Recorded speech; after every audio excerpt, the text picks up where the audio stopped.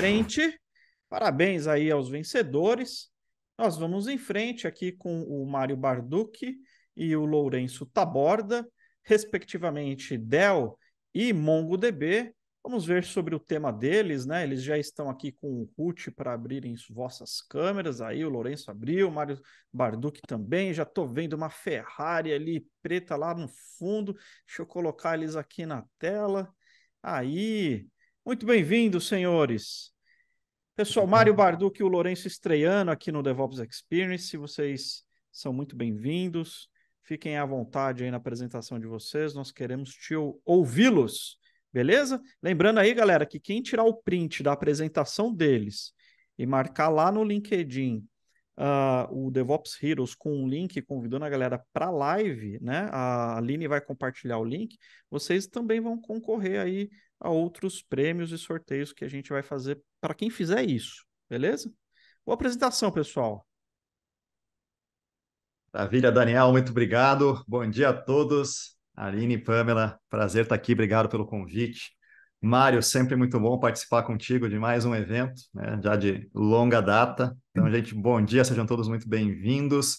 Eu sou o Lourenço Taborda, sou arquiteto de solução na MongoDB e estou aqui com meu grande amigo. Fala, Lourenço. Obrigado, Daniel, Aline, todo mundo aí que está presente. Vou falar pouco porque eu tô meio zoado na voz. E quando eu começo a falar muito, eu começo a tossir. Então, eu vou ficar mais no background hoje, apesar de, né, vou mais te ajudar do que falar, porque realmente daqui a pouco, ó, o fôlego começa a faltar. Mas queria agradecer demais, Daniel, pela chance e a oportunidade aí da gente participar. A nossa ideia aqui hoje é trazer um pouco. Eu sei que o pessoal gosta muito de mão na massa, né, Lourenço? O nosso assunto é um pouco mais teórico, mas não deixa de ser importante para a sua mão na massa, né? Porque a gente tem muito hoje o movimento das pessoas saindo dos bancos de dados relacionais, né? E indo para NoSQL, indo para Mongo e para outros bancos NoSQL também. Só que muitas vezes é uma dor um pouco. A gente estava conversando ontem, eu e o Lourenço, e muitas vezes a gente fica num certo luto, né, Lourenço, de alguns meses aí até a gente conseguir se libertar do relacional, né, e sair um pouco das amarras, das normalizações de dados e assim por diante. E a ideia hoje aqui é mostrar um pouquinho algumas dicas do que a gente passa no dia a dia e nos projetos que a gente participa. Se vocês tiverem qualquer dúvida, por favor, usem o Q&A, que fica mais fácil da gente controlar aqui, e a gente vai respondendo conforme o andamento aí, certo? Lourenço, fica à vontade, cara. Eu vou fechar meu microfone aqui e eu vou começar a tossir já. Não, vamos junto, Mário. Então, gente, você sabe, Mário, que eu gosto de começar essa conversa com, acho, alguns pontos fundamentais, né? Primeiro, a gente, quando pensa em NoSQL, né, eu tenho hoje um ponto de vista muito mais de ir além daquilo que SQL permitia a gente fazer, né? A gente alcançar possibilidades que antes não eram possíveis de ser alcançadas no paradigma relacional, né? E isso tem tudo a ver com Big Data, né, com os 3, 5, 7 Vs, mas principalmente, né, velocidade, variedade, volatilidade. Então, coisas que até então funcionavam muito bem, né, na era relacional e começam a ficar mais desafiadoras com a questão de Big Data, né? Então, eu gosto muito de ter o posicionamento e queria começar compartilhando com vocês a mensagem que a ideia aqui de NoSQL é a gente ir além, né? Não necessariamente abandonar por completo, mas expandir as possibilidades, fazer coisas que antes não eram possíveis. É claro que em alguns projetos isso pode significar não usar mais um banco relacional. Em outros significa você ter ambos os mundos, né, na sua arquitetura de solução e tudo bem, né? O importante é a gente ter soluções que funcionam e usar a ferramenta certa para a carga de trabalho correta. Queria começar também com mais uma mensagem principal, lembrando o seguinte, né, que NoSQL não significa no ACID. NoSQL significa não apenas SQL. e que é o posicionamento mais atual e que reforça essa visão da gente ir além, fazer coisas que até então não eram possíveis fazer em relacional, fazer em SQL, a gente ter mais arsenal, mais poder de fogo nas nossas soluções. Maravilha, gente. Eu queria conhecer Lourenço, também um pouco. desculpa, Opa, desculpa pois te não? cortar. Não, É o bora, seguinte, vamos lá. Estamos aqui para conversar, Maria. é Tem uns uma slides, mensagem mas eu. importante, Sim, essa que sim. você falou do ACID. A NoSQL, apesar de ser muito dinâmico e flexível, ele não é uma bagunça. Está longe disso. Então, tem padrões, você tem que ter uma governança ali, e isso é importante. Muita gente acha que NoSQL não tem a padronização ou não segue o ACID aí, né? E sim, ele tem, né? Porque isso é importante. Então, essa é uma mensagem importante a gente já deixar muito fixado aqui para quem está indo de um lado para outro aí, quem tem que transitar nesses dois mundos entre transacional e NoSQL. Então, assim, é flexível, mas tem regra, né? É isso aí, gente. Eu estou vendo aqui, Mário, que a gente tem mais de 400 pessoas na sala. Só queria fazer uma pergunta aqui também no começo, gente, para conhecê-los. Tem alguém aqui que participou recentemente do .local MongoDB? Manda um joinha para a gente aí. E se tem alguém que trabalha com MongoDB, com modelagem de dados de NoSQL também, adoraria conhecê-los. Muito bem, gente. Eu acho que é muito importante a gente aproveitar este momento também para conexões. Então, fiquem à vontade para me conectar, né, para conectar-se comigo no LinkedIn. Vai ser um prazer a gente continuar essa conversa depois, offline. Tem muito conteúdo legal, não somente de modelagem. Eu pessoalmente gosto muito de modelagem, gente. Eu modelo já há alguns anos, né? Eu sou modelador de dados, principalmente com modelos dimensionais de dados. Então, lá no auge do relacional, eu já era, né, um pouquinho estranho, porque eu gostava de desnormalizar as coisas, Mário. E hoje, então, com o NoSQL, né, acabei encontrando mais uma aplicação disso, né? Mas legal. Então, gente, QR Code aqui, link para o meu LinkedIn, vamos fazer a nossa conexão e também aproveito para convidá-los para conectar-se com o Mário também, né? A gente gosta muito de ter, né, esta conexão com as pessoas e principalmente, além da gente estar compartilhando um pouco do ponto de vista, da nossa experiência, coisas que a gente discute nos projetos que a gente participa, eu acho que a conexão com as pessoas é um ponto super importante aqui para todos nós. Muito bem. Eu vou começar falando um negócio, né, que talvez algumas pessoas aqui na sala não saibam o que são esses dispositivos, né, porque eles já têm uma certa idade, né? Mas eu vou comentar com vocês o seguinte: eu não tenho nenhum desses dispositivos hoje, nem na minha mesa de trabalho, que na verdade eu não tenho mesa de trabalho. Eu vou ao escritório, cada dia uma mesa diferente, eu vou nos clientes, né? Mas um dia eu tive esse aparelho de cima na minha residência quando eu era criança. Então tinha um aparelho fixo, né? Não tinha celular, e você ficava aguardando esse negócio fazer barulho para você falar com alguém, né? Ou você usava ele para ligar para outra pessoa. Depois, gente, lá em 2002, quando eu comecei a trabalhar mais formalmente, né? No meu primeiro trabalho, né? Como eu estava no suporte ali nível on-site, né? Eu era o cara que formatava as máquinas, instalava o Windows, Lotus Notes e placa de rede de Token Ring, né? Que são coisas também que denunciam um pouco da idade da gente. Mas naquele momento tinha esse telefone aí, exatamente essa nostalgia aí que a Rosana comentou. Tinha esse telefone na minha mesa, digitalzinho e tal, né?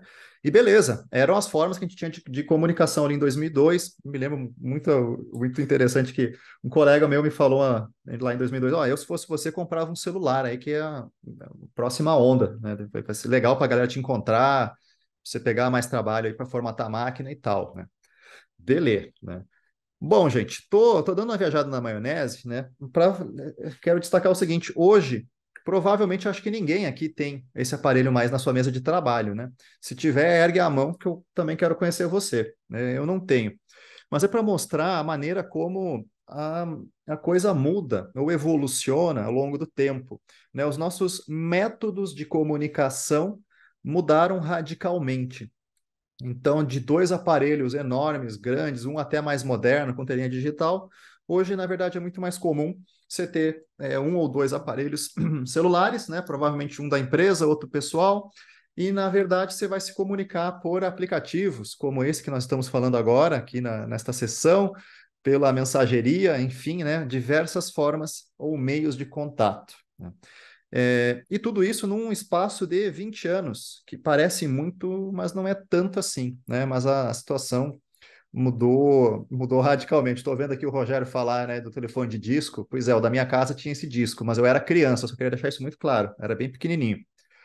Bom, e esta evolução da vida real, na verdade, tem um impacto muito grande no trabalho do modelador, né? E tanto das pessoas desenvolvedoras também. A gente, enquanto modelador de dados ou desenvolvedor de software, estamos sempre abstraindo coisas da vida real para o mundo computacional. E aí, quando a gente fala de persistência, se a gente fosse gravar métodos de contato numa tabela, eu teria que fazer uma modelagem possivelmente como essa, né? Eu tenho minha chave primária, tenho meu nome, meu telefone pessoal e meu telefone de trabalho. Vocês já fizeram esse tipo de modelagem? Já implementaram uma tabelinha parecida com essas? Ou pelo menos com esses atributos? É de imagem? Eu também, viu, Marco? Robson, também já fiz isso. Mas uma coisa legal é que a partir de hoje, talvez a gente não faça mais assim, né? Porque já quero compartilhar com vocês o desafio. Como fazer a partir de agora para a gente ter também o celular do trabalho, mensageria, videoconferência, como é que a gente evoluciona todos esses métodos de comunicação aqui de uma pessoa? Pois bem, a nossa agenda de hoje, necessidade de modelagem para NoSQL, tudo a ver com o comentário do Mário, né?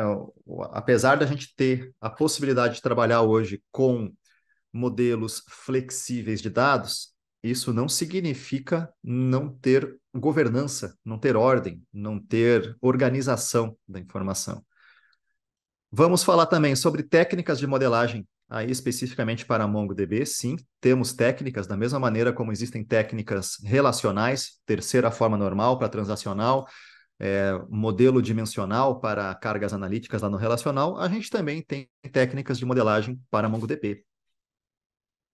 E vou mostrar também, especificamente, alguns modelos, alguns padrões de modelagem, e vou detalhar um pouquinho um padrão muito comum, que é o esquema versionado, né, ou Schema Versioning Pattern, que é um modelo bem interessante para a gente aplicar na evolução dos modelos de dados sem downtime para a aplicação, que é um ponto que pega, né? Fazer um alter table para a aplicação.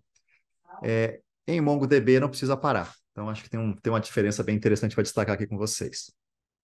Beleza. Necessidade de modelar para NoSQL. E eu acho que também até em geral, né? Eu acho que o primeiro ponto aqui, vamos pensar aqui no nosso primeiro axioma, a primeira regra, é que a gente modela para responder ou para contornar restrições, contornar desafios. Esses desafios podem ser do tipo físico. Por exemplo, eu posso ter uma aplicação rodando em North Virginia, mas os usuários estão aqui no Brasil.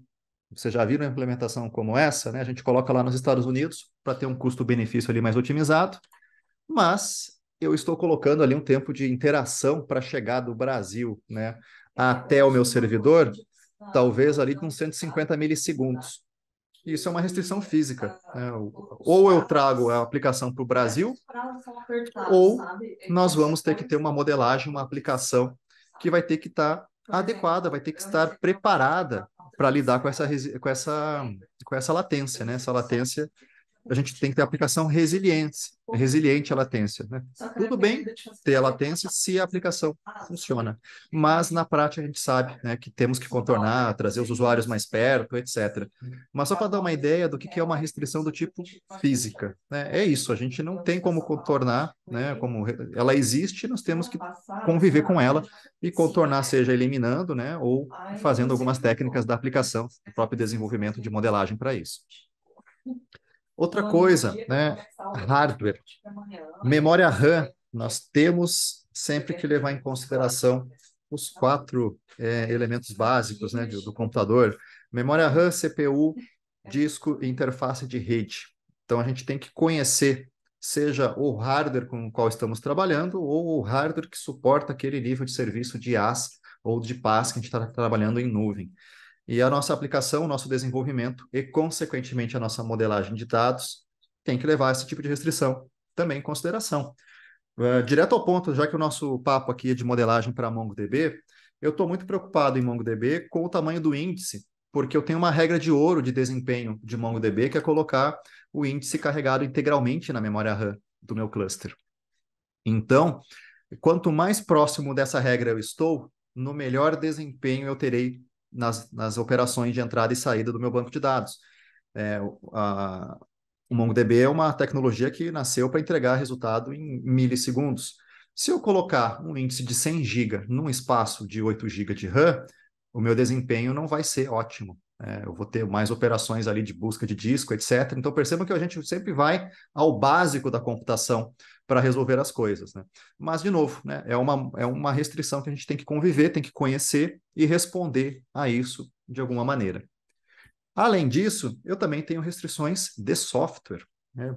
Mais uma vez, né, vou puxar aqui para a minha área de conforto e tema da palestra, né, aqui da conversa, MongoDB. Então, índices. O software de MongoDB permite você trabalhar com 64 índices por coleção. E os índices podem ser do tipo simples, compostos, mas são 64 por coleção. E então preciso modelar orientado a isso. Outra coisa, um documento atualmente, né, neste momento, tem um suporte de até 16 megabytes. Pensando no mundo relacional, é como se uma linha da nossa tabela pudesse ter até 16 megabytes. Ou seja, um registro, né, um documento, né, uma entrada no nosso banco de dados não deve ultrapassar 16 megabytes. Preciso modelar com essa característica, levar isso em consideração. Com certeza vocês já vão me perguntar, mas poxa, Taborda, você realmente vai botar um documento de 16 mega? Não, gente, eu não vou pôr um documento de 16 mega, tá? Eu vou tentar trabalhar lá na faixa de 5K, 10K, dependendo da solução, claro. Vou tentar sempre trabalhar para baixo, 1K, documentos pequenos, curtinhos. Mas não é incomum a gente ver modelagens com documentos de 100K, 150, 200. O 16 mega é uma característica da tecnologia. E se você tem um documento de 16 mega na sua modelagem, vamos conversar, porque provavelmente a gente tem muita oportunidade de otimização aí, tá? Vi que o Mário já deu um sorriso.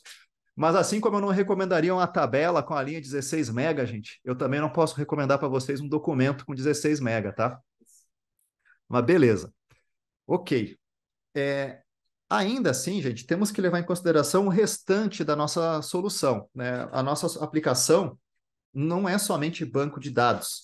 Eu vou ter uma camada de aplicação, eu posso ter escolhido trabalhar com Node.js, posso ter escolhido trabalhar com Python, com Java, enfim, a gente tem um ecossistema bastante amplo e também podemos ter a escolha de colocar isso em diferentes provedores de nuvem ou diferentes hardwares. Então, a gente tem que levar em consideração essas camadas, né, adicionais. Mas é claro que o nosso papo aqui de hoje de modelagem, vamos focar mais em MongoDB. Tudo isso é para falar para vocês o seguinte: precisamos conhecer as capacidades daquilo que a gente está usando no nosso stack de tecnologia, conhecer as características dos produtos e serviços utilizados. Então, por exemplo, MongoDB, estou trabalhando orientado a documento, os índices, sharding, então conceitos que já são mais fundamentais. Se eu tivesse feito, talvez, uma aplicação há 5 ou 8 anos atrás, utilizando o MongoDB, eu não teria capacidade de trabalhar com transações, não teria capacidade de trabalhar com criptografia a nível de atributo do documento, e talvez, com certeza, né, não teria o uso de Data Federation ou de Archive. Ou seja, eu tenho que ter uma modelagem conhecendo tudo que eu tenho hoje e preparado para o futuro, né, para eu evoluir, né, e alcançar as novas funcionalidades que vão surgindo ao longo do tempo. E hoje, né, eu modelo levando esses 6 itens aqui em consideração, mas com certeza ano que vem já vai ter uma nova funcionalidade sendo liberada. Exemplo prático, MongoDB hoje está na versão 7, quando a gente estava na versão 4.4, que é uma versão super popular e muito utilizada ainda hoje. Lá na 4.4, eu não tinha a coleção do tipo Time Series, que é uma coleção super otimizada para gravar séries temporais. Hoje eu já tenho. Então, no meu processo de modelagem, se eu identifico que eu já tenho ali uma série de eventos temporais que eu estou monitorando, né, um IoT, uma área rural, dispositivos, enfim, eu já posso trabalhar e a minha modelagem vai estar orientada, né, a essas funcionalidades. E tenho certeza, né, que quando a gente chegar lá na versão 8.0, novas coisas vão surgir. Natural, uma evolução natural dos bancos de dados. Beleza, mas vamos falar de modelagem para MongoDB. E eu quis trazer aqui um exemplo de uma rede social, né, para chefes de cozinha. E nós vamos ter aqui 3 coisas: artigos, categorias daqueles artigos, vamos colocar tags também, e vamos ter comentários. Então, eu vou postar a receita, né, eu vou mostrar para vocês que eu faço lá um salmão unilateral, e aí depois vocês vão me contar, né, se vocês gostaram ou não dessa receita. Vou colocar na categoria de comida mediterrânea, comida fit, etc. Beleza. Ok. Como é que a gente poderia modelar esses 3 elementos, né? Se nós fôssemos fazer em banco relacional, eu acredito que nós chegaríamos no seguinte consenso aqui nessa sala, gente, desta modelagem, com 5 tabelas. Qual que é a nossa ideia aqui? Representar entidades e relacionamentos entre si do seu, né, da vida real, de uma maneira técnica, né, de uma maneira computacional. Aqui eu queria aproveitar só e resgatar um pouco do histórico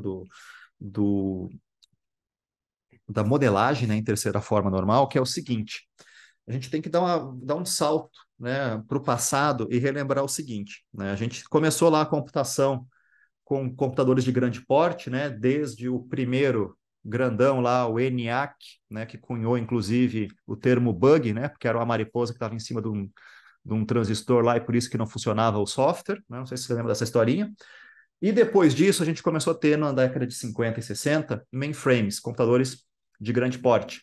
E naqueles momentos, a gente tinha o desafio de trabalhar com alto custo de armazenamento. O computador era extremamente caro, né? Sempre foi, até na década de 90, ali com o advento do personal computer, né? A gente sempre teve esse desafio. Meus gatos estão fazendo a festa. Vamos office é isso, perdão. Então, qual que foi a grande sacada, né? Na década de 70, a gente começa a perceber uma resposta do mercado ao armazenamento caro, né? Que era bastante caro do mainframe, que foi o surgimento do banco de dados relacional. E o modelo relacional, a gente percebe principalmente pelas técnicas de normalização, que tem isso, né? Otimização para guardar a informação com a maior completude para pegar todos os atributos, todos os elementos da vida real, no menor espaço de disco. E isso fez muito sentido naquele momento, continuou fazendo nas décadas seguintes, 80, 90, até os anos 2000, e a gente aprendeu, então, ao longo dos últimos 40 anos, que a única forma de guardar as informações era essa: entidades e relacionamentos, mapeados por tabelas com chaves primárias e chaves estrangeiras. Tudo isso para economizar dinheiro, porque o disco era caríssimo, né? Aí a gente começa a viver, né, a partir de 2010, a era de Big Data. E ali a gente também já está num momento aonde a lei de Moore está lá em cima a curva, né? A tecnologia evoluiu tanto, barateamento, etc., e os discos evoluíram de uma maneira incrível, a ponto de que, uma curiosidade, né? De 2016, 2017 para cá, a evolução da lei de Moore, ela meio que deu uma parada, ou seja, o processador está demorando para duplicar a sua capacidade e ficar mais barato, né? Ou seja, meio que chegamos num platô de CPU, só que o armazenamento é extremamente barato. Exatamente, o Paulo aí está ligado. Disco hoje é muito mais barato. E aí a gente junta a possibilidade, né, de ter um armazenamento extremamente barato com vamos falar de pelo menos 3 vezes dos Big Datas, né? Principalmente ali o volume, variedade, velocidade. Então a gente começa agora a ter um desafio de como que a gente trabalha com tudo isso numa abordagem que tem a premissa de otimizar, de minimizar esse armazenamento, e aí tem algumas consequências, né? Se eu faço uma tabela uma modelagem com 5 tabelas, e eu quero montar uma tela inteira com todos esses elementos, pessoa, artigo, comentário, tag, categoria, vou ter que pagar CPU, né? Eu vou ter que fazer join, o meu join vai fazer algumas operações, vou queimar um ciclo de CPU, fazer algumas leituras lá no disco, e vou montar isso em tela. Então, essa operação agora que a gente tem o platô lá na lei de Moore, começa a ficar mais cara. Mas beleza. Vamos começar com o papo de ir além, né? O que a gente pode fazer, então, a partir de agora? Bom, em MongoDB vai surgir a primeira grande pergunta. Uma ou duas coleções? Ou 3? Quando a gente falar de design patterns, vai aparecer mais uma possibilidade de trabalho aqui. Bom, aqui, gente, é onde eu começo a mostrar para vocês a capacidade da gente ir além daquilo que era possível ser feito, ou que é possível ser feito em relacional. Em relacional, eu vou ter que ter 2 tabelas, né? Uma de pessoa e uma de artigo, né? No caso, se a gente fosse fazer a implementação completa, aquelas 5 tabelas que a gente viu antes. Agora, nós vamos ter que tomar uma decisão um pouco diferente, né? O meu artigo, o meu documento de artigo, ele pode ser modelado em MongoDB exatamente como está do lado esquerdo, tudo em um único documento. Eu tenho o título, a data, o texto do meu artigo, um array com tags, um array de categorias, outro array de comentários, outro array de pessoas, né, dos escritores, um ou mais escritores daquele artigo. E eu também posso fazer a mesma coisa em 2 coleções.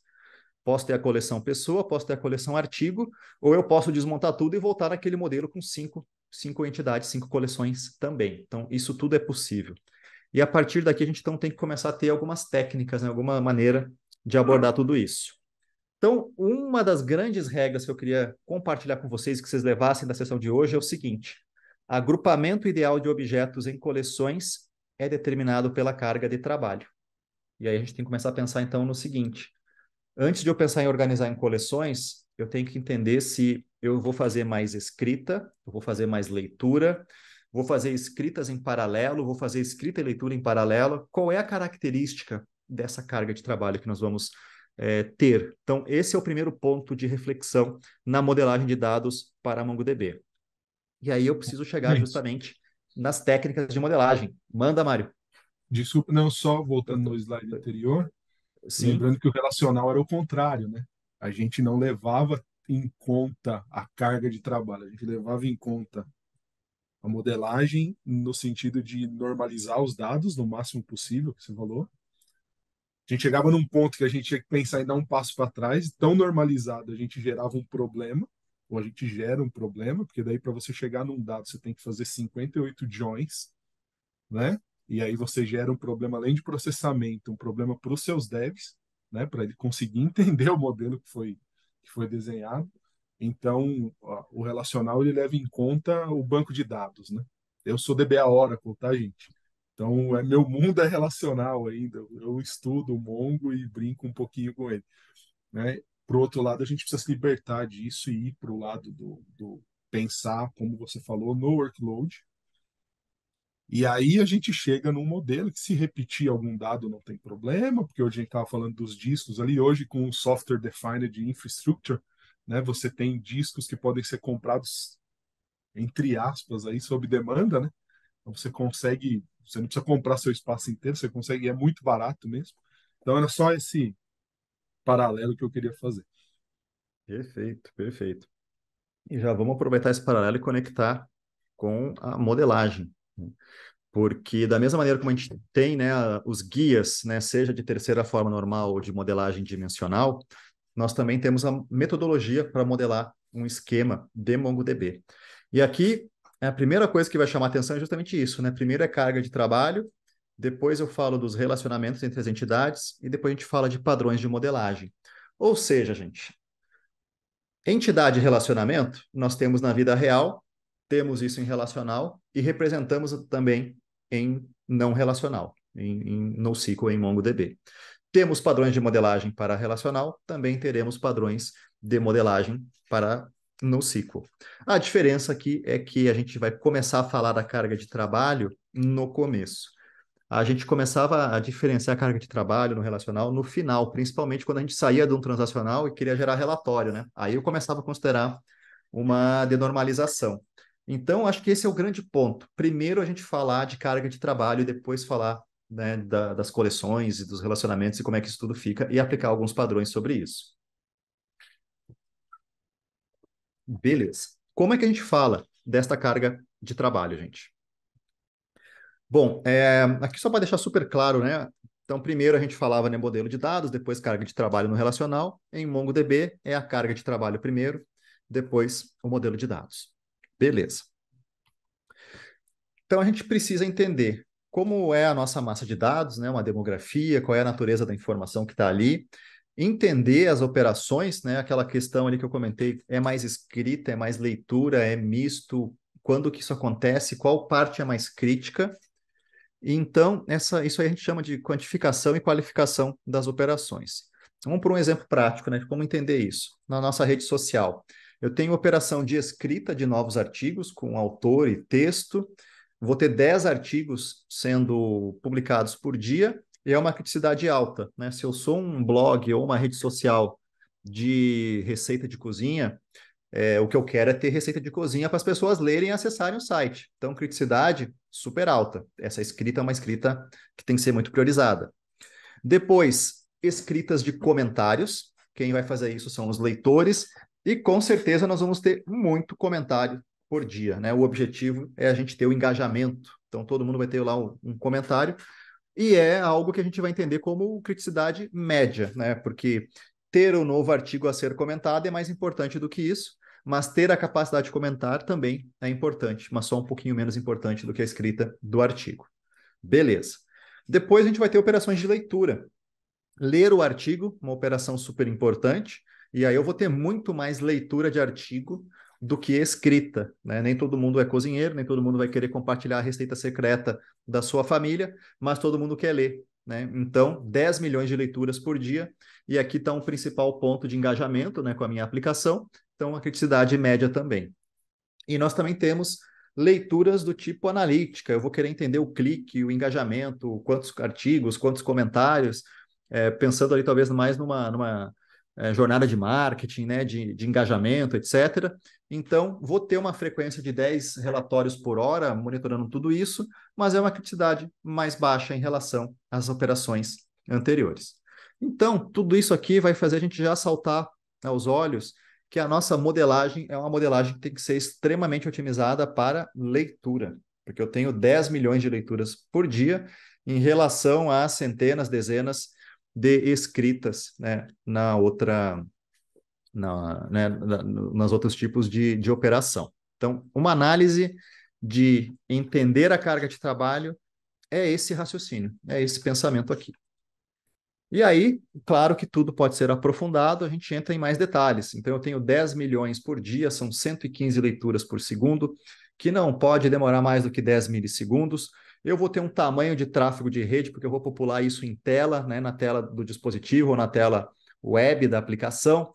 Vou ter, talvez, uma política de vida útil, né, de ciclo de vida do dado. Quero receitas atuais em dado quente, receitas anteriores em dado frio, né? E talvez até eu tenha que estar levando em consideração algum regulamento, né? Alguma GDPR, LGPD, etc., né? Enfim, ter proteção de dados sobre isso, criptografia, etc., direito ao esquecimento.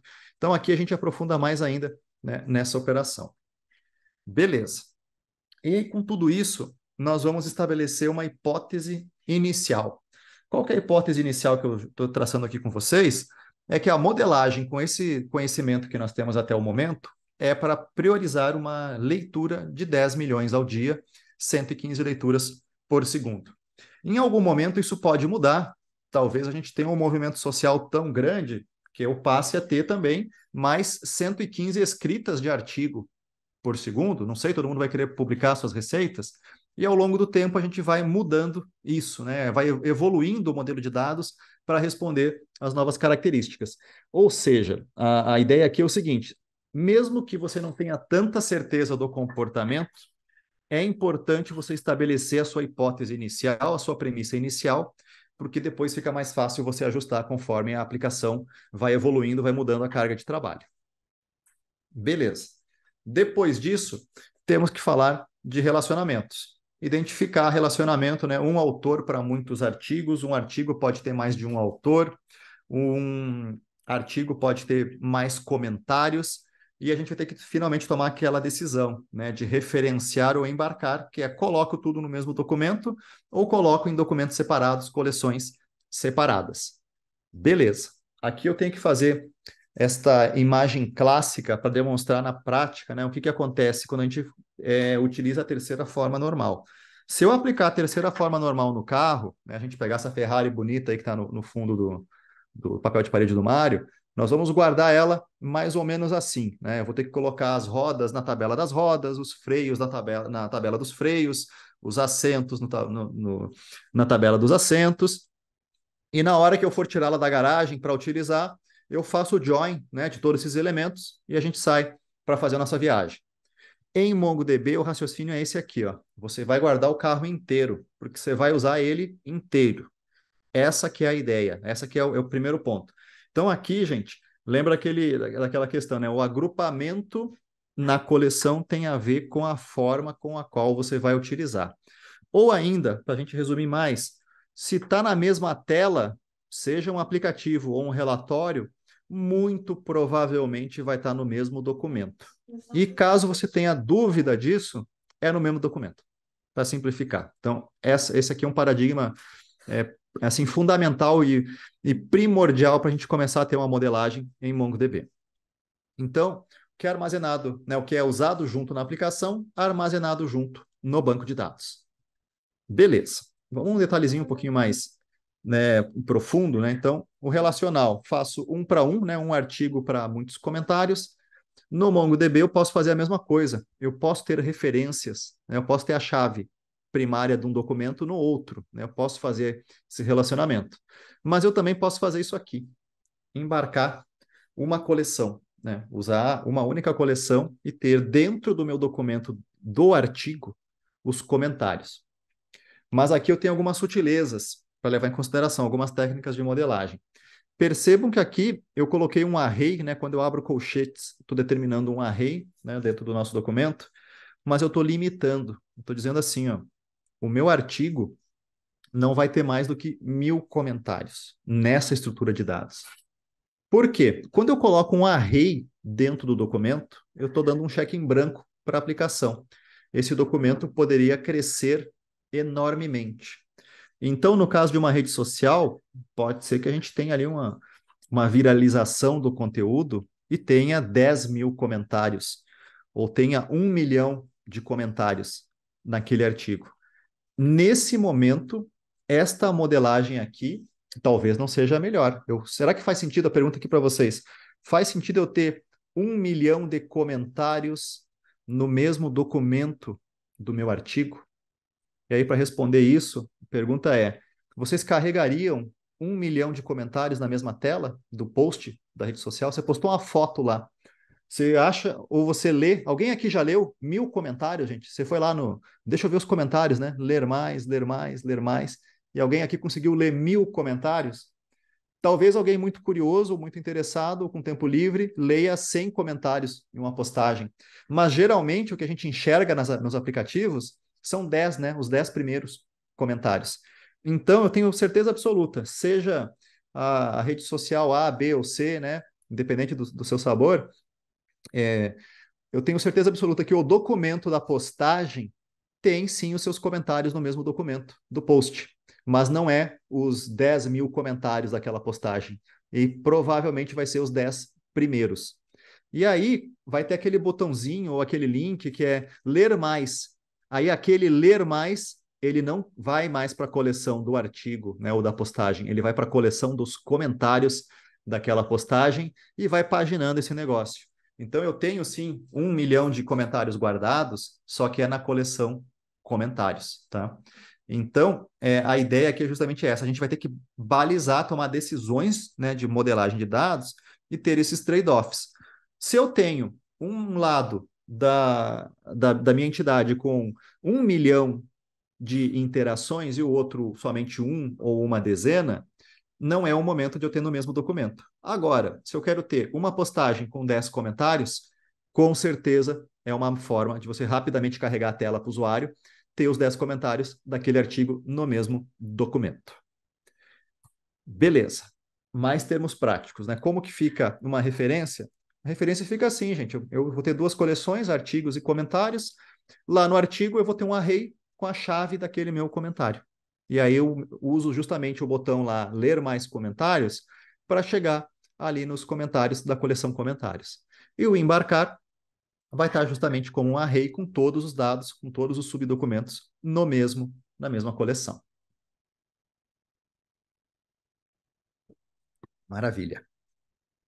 Bom, quando a gente fazer, então, o referenciar, né? Eu ter a chave estrangeira ali, a chave primária, né? Da outra coleção. Quando o lado muitos é um número enorme.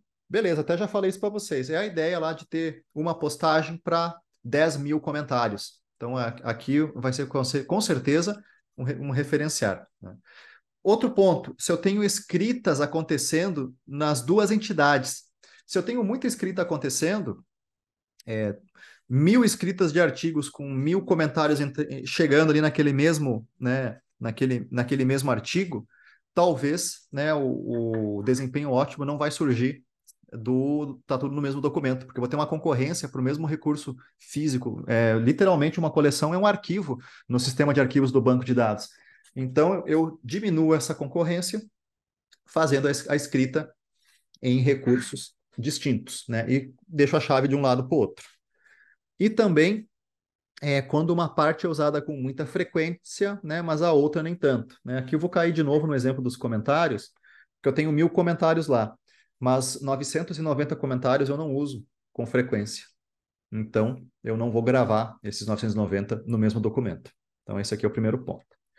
Embarcar, colocar tudo no mesmo documento. Integridade das operações de leitura. Então, aqui é um ponto interessante. Vamos entender o número 1 como ler tudo. Eu vou ler tudo que eu preciso colocar em tela e numa única operação. Consegui ler, carreguei, não consegui ler, não carreguei nada, né? É como se fosse um Pix, né?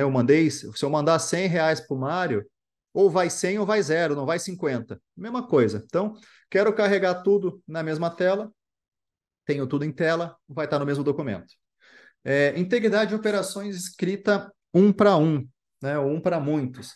Aqui a ideia é que se eu precisar fazer um update, quero fazer tudo, atualizar tanto o comentário quanto o artigo num único momento, né, numa única operação atômica. Então, se eu tenho necessidade de querer mexer com uma única operação, eu embarco também. Outra coisa, dados que são excluídos ou arquivados junto, famoso cascade delete. Como a minha operação é atômica, eu também só faço uma única intervenção e aí naquele documento eu mato tudo, né? Mato o artigo, mato os comentários, os tags, tudo que está ali. Não preciso fazer outras operações em cascata em outros elementos. Ou seja, eu economizo, né, computação para fazer isso. E o número 4, que eu chamei aqui de preferencialmente embarcado, é o seguinte: eu não sei, não tenho muita ideia. Está na mesma tela, meus amigos e minhas amigas? Embarca. Vai sem medo, preferencialmente é o documento embarcado. Ô, Lourenço, Sim. só uma pitadinha aí de referência a embarcar. Como tudo em modelagem, não existe certo e errado, né? Uhum. Existem situações. Sim. Isso é importante ficar muito claro também. O que serve para mim, às vezes não serve para você. E eu lembro um caso que a gente viu em outro evento que a gente participou, que o pessoal de um grande banco aí, eles apresentaram um caso deles que eles começaram fazendo, para a lógica deles, referenciar era mais interessante, porque eles precisavam guardar histórico e eles precisavam atualizar esse histórico de vez em quando e tudo mais. E, poxa, no papel ficou lindo. Eles explicar elas, né, as duas coordenadoras lá do projeto, fantásticas que explicaram para a gente. Elas começaram no papel, ficou lindo, ficou tudo bem. Quando elas colocaram para começar a funcionar, elas capotaram o MongoDB delas. Elas acabaram com o ambiente delas, não foi bom, elas precisaram voltar para a prancheta. Elas mudaram, elas embarcaram os documentos e aí elas conseguiram o que elas precisavam. Então, assim, às vezes uma ideia começa muito boa e no papel parece muito boa, mas na prática ela não é tão legal. E também a gente tem a tendência de achar que tudo embarcado também vai ser a solução dos nossos problemas. E às vezes não é. Então, assim, que fique claro, não existe uma bala de prata aí, né? Não é, vamos sempre fazer assim. Ou só. Claro que existem tendências e boas práticas que você vai, e geralmente, se você for por aquele caminho, geralmente você vai se dar bem, né? Mas eu acho esse caso é muito legal, eu gosto de citar ele sempre, porque no papel pareceu muito boa a ideia, só que a hora que elas foram fazer, elas falaram, poxa, não foi bom, a gente teve que voltar para a prancheta, teve que estudar de novo, e aí eles voltaram para fazer o embarcado e tudo mais.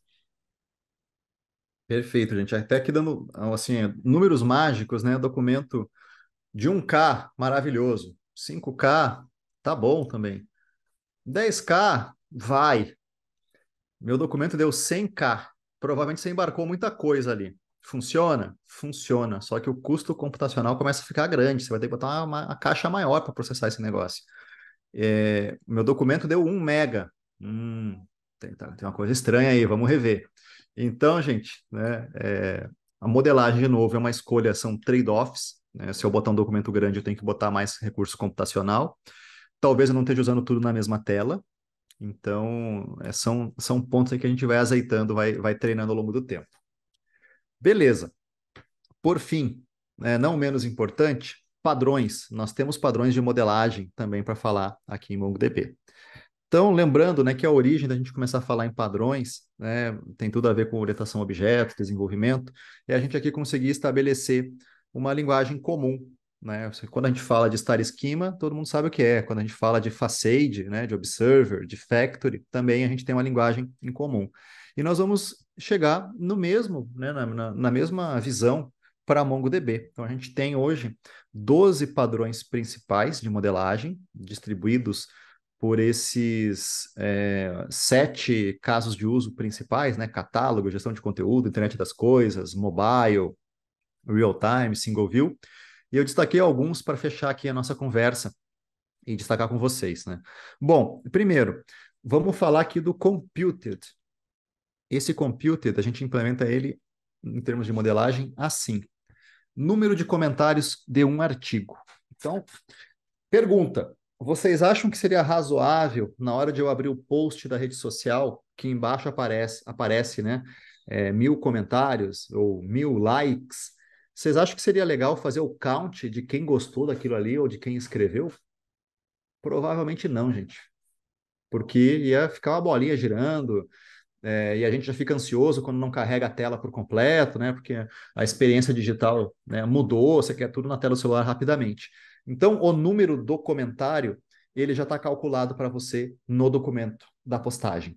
Ou seja, quando eu comentei, eu escrevi na coleção do comentário e aquele evento de escrever na coleção do comentário mandou um comando de incrementar o número de comentário daquele artigo ou daquela postagem. É isso que está por trás ali da aplicação acontecendo. Então, eu vou ter sempre o número pronto para que na hora de plotar isso em tela seja somente a operação de bater na aplicação e recuperar o post e renderizar em tela. Eu não vou fazer o count, o sum, o average, nenhuma operação em tempo de execução, porque esse negócio não tem desempenho. Então a gente chama isso de computed pattern. É você colocar um atributo já, né, até mesmo demográfico. Outras possibilidades, né? Você também pensar em trazer o top 5, top 10. Então temos algumas maneiras, né? Mas o principal, o computed é isso, é você já fazer essa conta previamente e grava só o resultado ali. Extended Reference, referência estendida. Esse padrão é o seguinte: eu vou ter um pedaço da minha informação dentro do meu documento original. Ou seja, aqui eu tenho um artigo que tem um autor, que está na coleção de pessoas, só que quando eu carregar o meu artigo, eu já vou colocar ali autor, Mário e Lourenço. Se eu quiser saber os métodos de contato do Mário e do Lourenço, eu vou clicar num link ali na aplicação, e aí aquele link vai me abrir outro pop-up, e esse pop-up vai ler da coleção pessoa os meus dados de contato. Então, o Extended Reference é isso, você denormaliza, você traz, né, um pedaço da, da informação para a coleção original, né? E aí, com isso, você economiza, né? A minha tela tem que carregar instantaneamente com artigo e autor. Beleza, é só um find na de artigo. Quero saber o contato? Clico ali no maisinho, no saber mais, na lupinha, e aí eu vou bater na outra coleção. Subset, subconjunto. Também, na história ali dos comentários, eu vou trazer os 10 primeiros comentários daquele artigo e os restantes vão ficar na coleção de comentários. Quero saber o 11º comentário, no meu app vai ter ali o botãozinho de carregar mais, veja mais comentários. E aí eu começo, a partir desse momento que eu clico ali, eu já vou bater no Find, na minha coleção de comentários, e vou simular ali uma paginação, vou avançando de 10 em 10, né, de 20 em 20, que é o que a gente está habituado a ver em todo aplicativo que tem comentário, né? Seja o e-commerce ou a rede social. Lá no final tem do produto da postagem, tem todos os comentários, avaliações, etc. Você vê as 10 primeiras e depois você começa a navegar pelas anteriores, né? Pelas mais antigas. O que está acontecendo ali, gente, é a aplicação desse padrão aqui, padrão de subconjuntos. E por fim, não menos importante, estou olhando aqui o nosso relógio piscando, eu vou fechar o comentário, gente, com o Schema Versioning Pattern. O que é isso? Isso aqui, gente, é você colocar um atributo de versão dos atributos. Não é a versão do objeto, é a versão dos metadados, desses atributos. Então, no meu release da aplicação, eu tenho a versão 1, depois eu adiciono mais atributos, por exemplo, mudou minha forma de contato, né, de telefone fixo para Skype, ali eu já vou ter um documento de versão 2. Então, é isso que vai acontecer. E este atributo, ele é bem importante para a gente fazer um movimento aqui, que é não ter parada na aplicação, que é, acho que o fechamento aqui da nossa mensagem. Então, primeiro, todo o sistema vai mudar ao longo do tempo. Então, e especialmente se ele for bem sucedido, né? Porque vai ter mais funcionalidades. Então, se eu fosse modificar um campo ou um relacionamento, tradicionalmente eu fazer este movimento em relacional, né, que vai culminar tecnicamente no famoso comando alter table, naquele instante, aquela tabela que sofre aquela intervenção, ela fica indisponível para a aplicação. E hoje, que a gente tem, né, a necessidade, né, de ter uma experiência ininterrupta, né, transformação digital trouxe isso para a gente, tudo na palma da mão, de maneira imediata, sem interrupção. Então, essa experiência, ela acaba sendo frustrante. Então, a gente tem como contornar esse tipo de coisa que a tecnologia, né, relacional faz com que a gente tenha uma paradinha, né, naquele momento. Então, tradicionalmente, se eu fosse fazer um deploy na sexta-feira, no relacional eu vou ter que parar um tempinho, faço a versão 2, depois continuo trabalhando. Aí, né, se eu for evoluir a minha versão 1 de MongoDB, que só tem telefone fixo, para outra versão, que é um conjunto de métodos de acesso, né, de métodos de conexão aqui, eu consigo fazer utilizando o meu atributo aqui de versionamento, e na prática, eu não vou ter parada, né? Ao longo do tempo, eu vou migrando, eu transmito e faço com que a minha aplicação, a minha release 2 da aplicação seja poliglota. Ela conviva com a versão 1 do documento e a versão 2. E aí, ao longo do tempo, você vai migrando. Cada vez que eu faço um login, eu vou lá e atualizo, meu registro é atualizado, né? E ao longo do tempo isso vai acontecendo. E você não precisa ter uma parada obrigatória. A sua coleção, ela convive muito bem com a versão 1 e a versão 2, com diferentes esquemas, né? E hoje isso é algo que, levando, né, para o relacional, não é possível, né, você ter uma tabela com a versão anterior e a versão atual no mesmo, né, no mesmo ponto. Beleza, final da história, então você pode desenvolver, evoluir rapidamente sua aplicação, não vai quebrar, né? Tá tudo bem, não vai parar.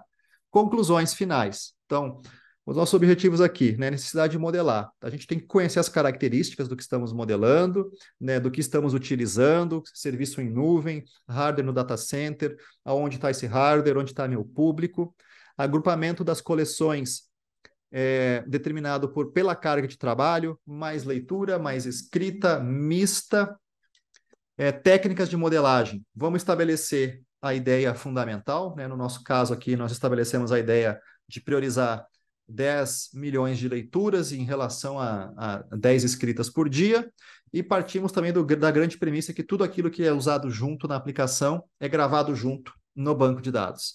E a evolução é algo que vai acontecer, é inevitável, e está tudo bem. Você evolui o modelo, inclusive pode evoluir sem ter parada, e a sua aplicação vai tendo a característica, né, de falar a versão 1, versão 2, versão 3, e aí ao longo do tempo você vai deixando todo mundo na versão mais atual do seu esquema de dados, sem parada, sem interrupção para a aplicação.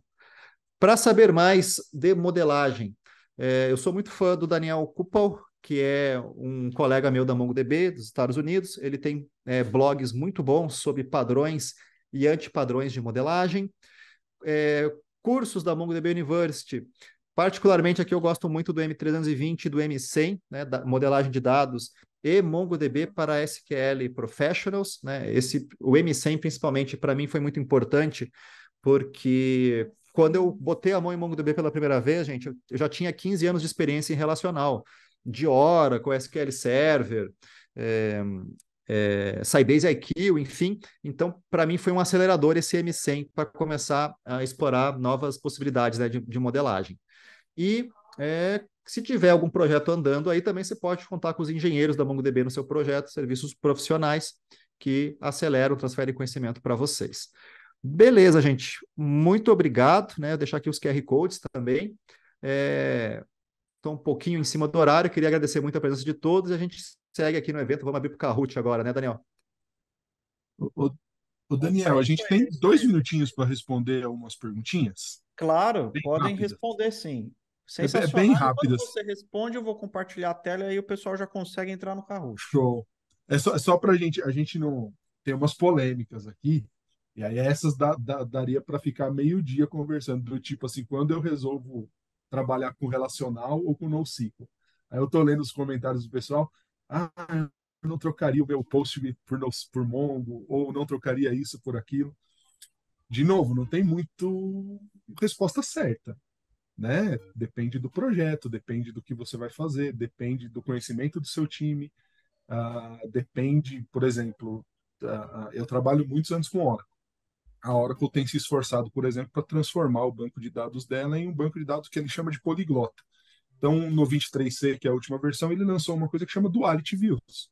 Duality Views, você trabalha com tabelas relacionais, mas usando o padrão NoSQL para fazer inserts e consultas e tudo mais. Então, você trabalha nos dois mundos. Por exemplo, então, assim, hoje em dia a abordagem é muito mista, né? Então, a gente tem vários bancos nos clientes e os bancos, as ferramentas estão trabalhando para se conversar entre eles. Quanto mais conversa, melhor. Mas aí eu vou perguntar aqui, tem uma outra também. O João perguntou se o DynamoDB da AWS e MongoDB possuem a mesma sintaxe. Olha, são bancos diferentes, até porque o Mongo o Lourenço pode me corrigir. O Mongo é um document, né? É um NoSQL do tipo document, e o Dynamo é um NoSQL do tipo key-value, né? Do tipo chave-valor. Então, assim, a sintaxe, o JSON é parecido, mas morre aí o igual, né? Então, assim, JSON é JSON em qualquer lugar. Agora, para mim, morre aí. Eu não sou especialista em Dynamo, mas as similaridades morrem aí. É um JSON só, mas de tipos diferentes, né? Aí, Lourenço, tem uma pergunta. Pode falar, desculpa. Não, eu ia comentar, nesse ponto do Dynamo tem um ponto importante, tá?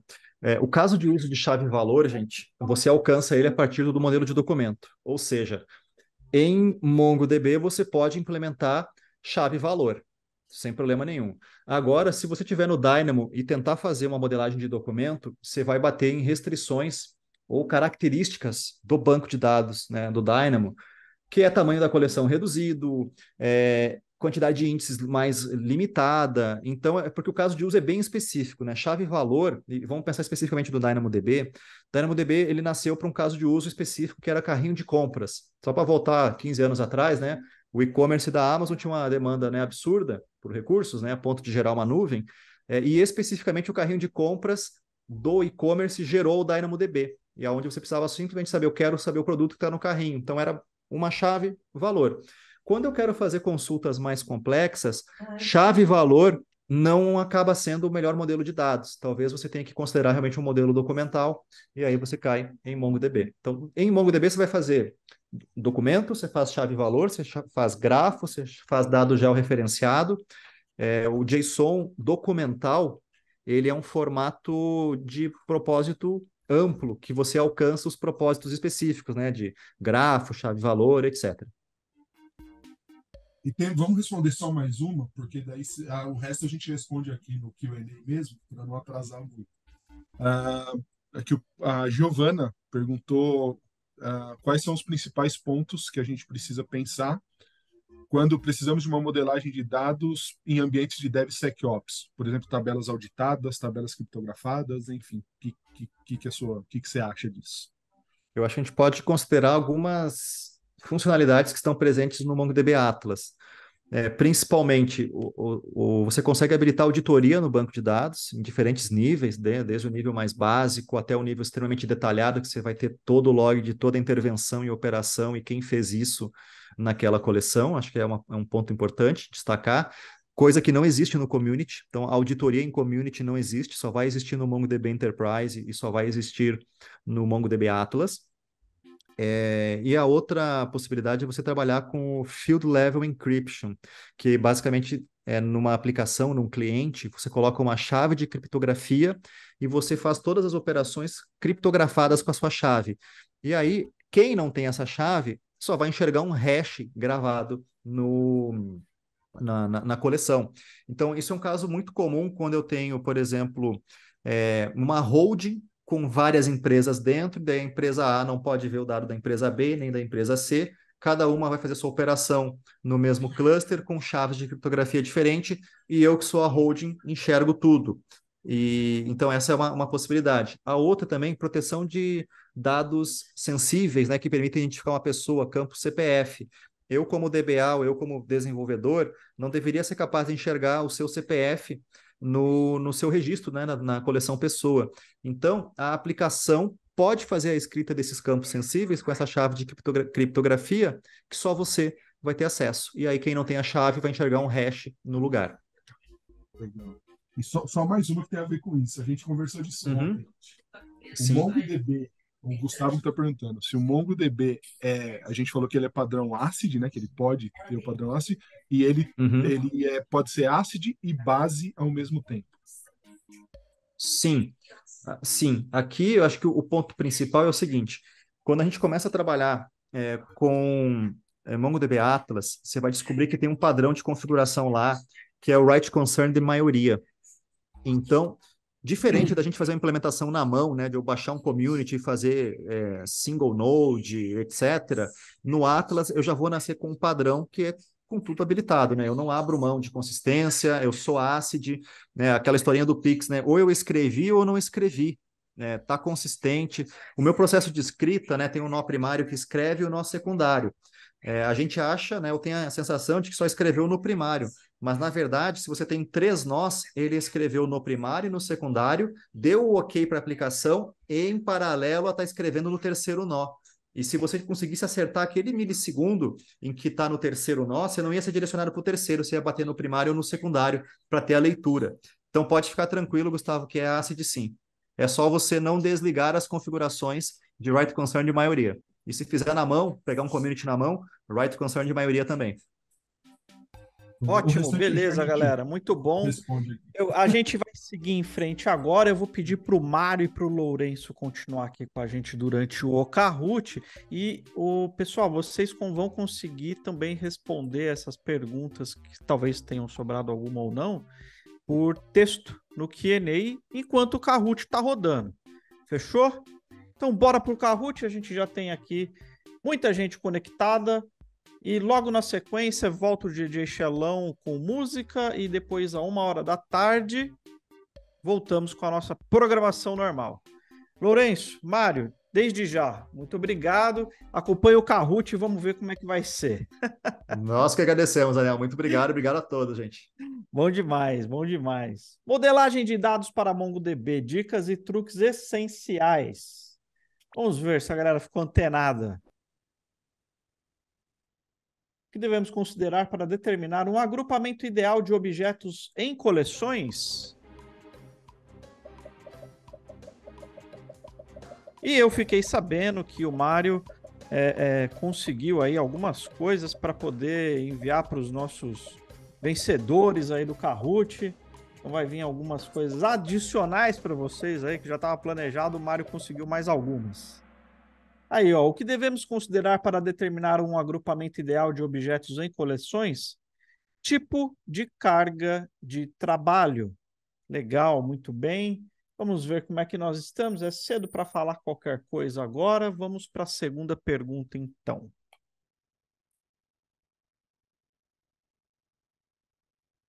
Quais itens podemos considerar como parte das técnicas de modelagem em MongoDB?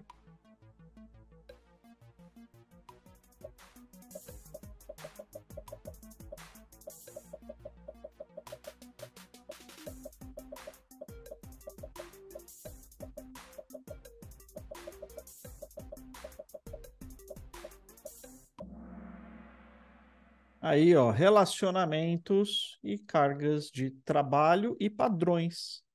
Muito legal. Show. Galera tava antenada, hein? Vamos em frente. Como é que ficamos? Royal Ferret, então, manteve a sua posição no pódio, né, pelo menos nesse primeiro top 3, e virou um pouco dali para baixo. Vamos ver como é que vai ser a terceira pergunta que passa o rodo na galera, hein? Presta atenção.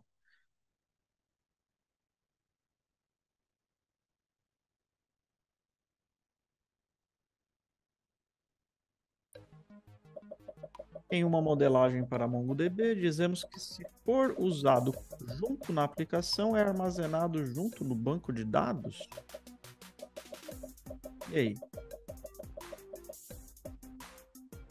Verdadeiro ou falso essa pergunta? Verdadeira. Aí. Legal. Galera tá antenada, hein? Prestou atenção na aula do Lourenço e do Mário aí. Vamos lá. Como é que ficamos? E o Royal Ferret manteve Dr. Panther também. O o morcego épico ali também manteve a sua posição. Vamos ver como é que a gente fica, então. Ó, só que o Lively Lark ali subiu muito, tá próximo, então a diferença é muito pouca entre os top 10 aí, hein? Quarta pergunta, verdadeiro ou falso?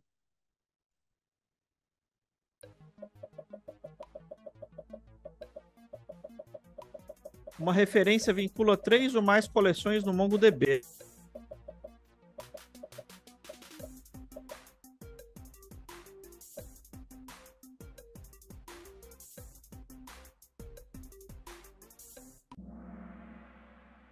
Falso. Beleza. Vamos em frente. E aí, como é que ficamos aqui agora? O Dr. Panther e o Epic Bet mantiveram a posição, ou melhor, subiram uma posição e agora estão no top 3. Rockstar Condor, Power Rank e apareceu um Amazon Llama ali. Agora é o final. Vamos lá. Múltipla escolha, hein?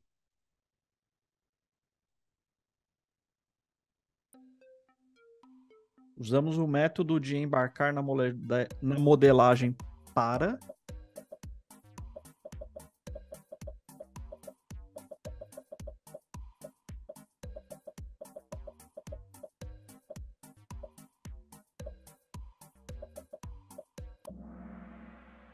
Aí, ó, dados que são excluídos ou arquivados juntos, integridade de operações de escrita um para um e um para muitos, e integridade das operações de leitura.